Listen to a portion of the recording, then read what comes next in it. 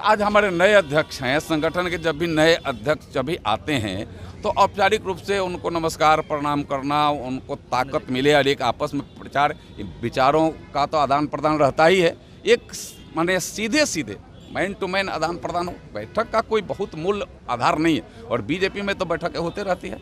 BJP संगठन आधारित party है तो संगठन की तो हमेशा बैठकें होते रहती है।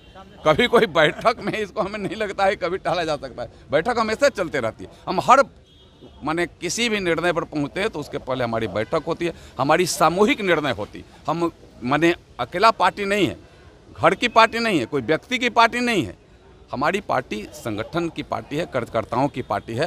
तो हम हर निर्णय बैठक के माध्यम से लेते हैं और उस बैठक के माध्यम से लिए निर्णय को नीचे जमीन तक उतारते हैं। लेकिन 1 to 1 ये बैठक बुलाई गई थी। 1 to 1 सभी हमारे कोर कमेटी के लोग हैं। 1 to 1 की कोई बात नहीं। 1 to 1 तो आप और हम हो तब 1 to 1 तो कहेंगे। तो सभी कोर कमेटी के लोग हैं, सामने बैठ कर बात करने। तो 1 to 1 की बैठक ही नहीं। 4 सीटों पे उपचुनाव भी होने वाले हैं। 4 की 4 जीतेंगे और आगे 2025 में 220 से ज्यादा जीतेंगे। राहुल गांधी कह रहे हैं कि ईडी का रेड हमारे घर जल्दी आने वाला है। अरे तो भैया गलत करने वाला मैंने कहने के एक जैसे कहावत है देहात का कि चोर के दाढ़ी में तिनका। अब गलत आप किए होंगे तो ईडी का आपको माने डर सतावे। गलत नहीं किए होंगे तो कोई भी जांच एजेंसी आवे तो क्या डर की बात है। आप स्वतंत्र रूप से करिए, कोई दिक्कत नहीं है। लेकिन आप अगर गलत किए होंगे तो किसी को भी यह स्वतंत्र जो संस्थाएं जो जांच की एजेंसियां हैं वो किसी को नहीं बख्शेगी जो गलत किए होंगे।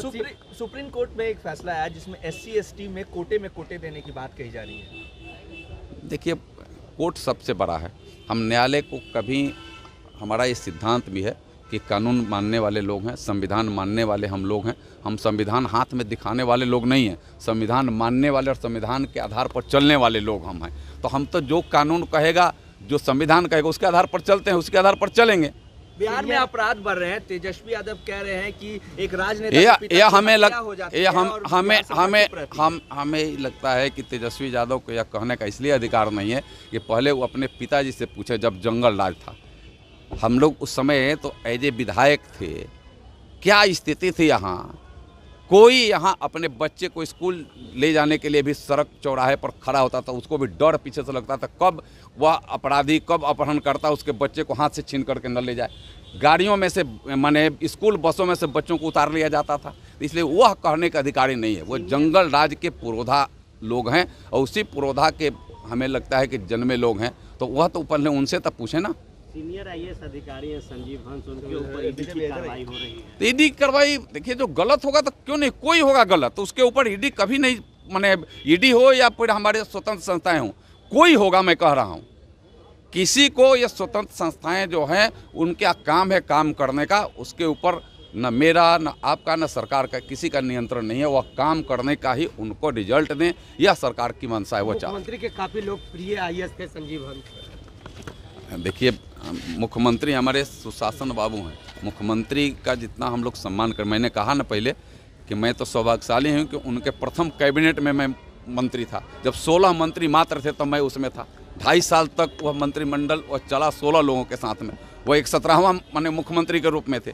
तो उस समय जंगल राज को हम लोगों ने समाप्त किया। जंगल राज उस समय चरम पर था।